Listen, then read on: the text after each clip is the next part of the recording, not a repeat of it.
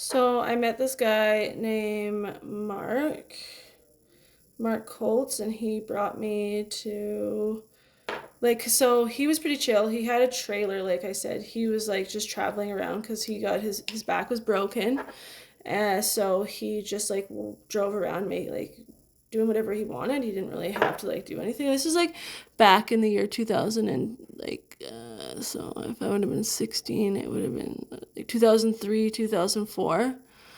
Nothing nothing was too crazy expensive back then. So like this is like before 2008 where like everything just the cost of living shot up. But yeah, like he was pretty chill and we just like smoked Zaza, is that what you guys call it these days? Like the whole way there and listened to Pink Floyd. And he drove me all the way from Kamloops to Edmonton. I got to Megan's house. Megan, she was a young mother. She had a baby. She got pregnant at 13, had a baby at 14. I'll give it to her. She was a really good mom. You know, she put that kid first. Her sister, though, was a little thief. She's always been a thief. She stole my pants, like these ones that I got from like when I went into foster care when I lived with Beverly in Yubo, and like they were like the only like the nicest pair of pants that I've ever owned. Look at that, perfect. The nicest pair of pants that I'd ever been bought in, or like sorry, anybody ever bought for me. And of course, she had to take them because she can't, it is what it is. Sarah's always kind of been like that. I don't know if she's changed now, but when she was young, she was a little shit. Anyways, I think we were both little shits. I'm sure she has stories about me too. But anyways, her mom never really liked me, so they told me that I had to leave. So I had to leave. And so I'm like in fucking Edmonton. I have nowhere to go. Like, I don't know how to get home. Like, well, I did. I could have hitchhiked home, but like I didn't know how to get to like the highway to get back there and stuff. So then I went to my sister's house and I met her little baby. He's 20 now because he was born in the year. Oh, so that must have been 2005. Yeah, it had to be 2005 because if he was because he was born, I think it was 2005 or 2004. I don't know. Anyways, he was just like a tiny like 1 month old baby. Honestly, I didn't know that he was there and I almost sat on him, and I honestly like to this day fucking think of like how horrifying that was, and I shudder. Like, ugh, scares the fuck out of me. Anyways, but he lived, which was great. He's a good kid. He was born on Ted Bundy's birthday, the 24th of November. So yeah, this was like yeah, he was like it was like just before Christmas. I think I ended up spending Christmas in detention. So, anyways, my social worker and my probation officer at the time found out that I was in Edmonton because somebody like ended up telling them.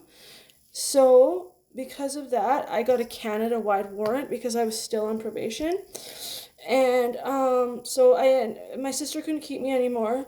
So I ended up going to this woman named Fawn, and I've known Fawn my like entire life, basically, like since I was like 6 years old, and I've known her son Jimmy and her little guy Antonio. He was a little 2-year-old Antonio back then. He was real cute. And I met the father, Norman. Rest in peace. He's not alive anymore.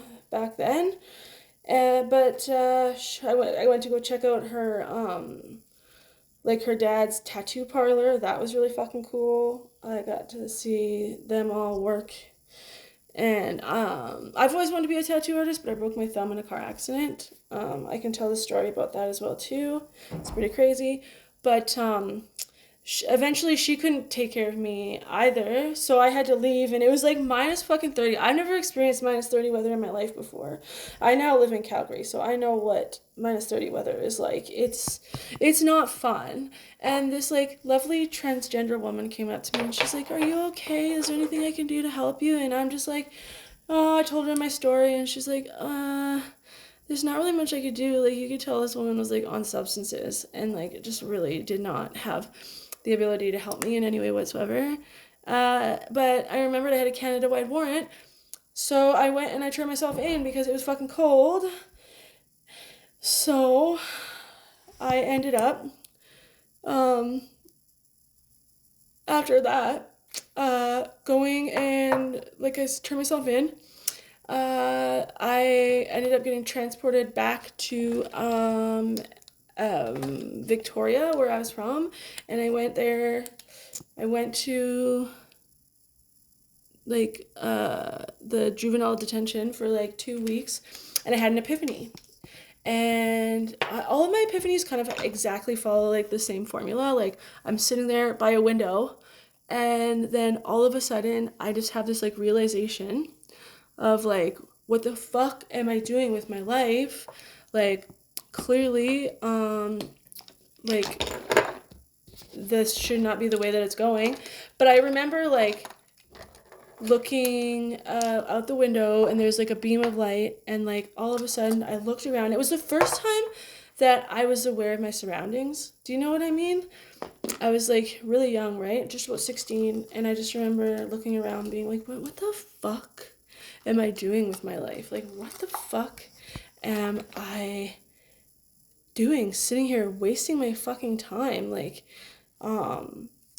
clearly I have so much to offer. Like, I have so much potential. And then I remember after that I left and I went back to the group home, and I was really good after that. I was really, really good. I ended up leaving on a really good note. I went to this program out in Penticton through the John Howard Society, and it was like a 12-step, but it wasn't like a 12-step. It was like a different kind of 12-step program. And I didn't do well in there, but I ended up moving out to Alberta in the long run. I stayed in Leduc for a bit, but that's a story for another time. But yeah, I went out. I literally hitchhiked across the province of British Columbia when I was 15, and I survived. But like, I've hitchhiked a lot of places.